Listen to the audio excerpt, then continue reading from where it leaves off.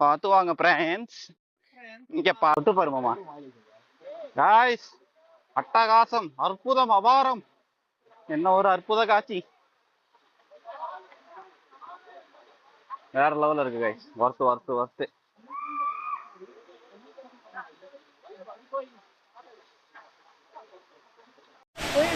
Guys.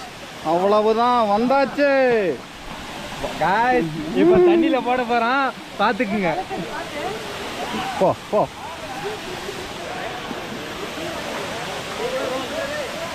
தந்த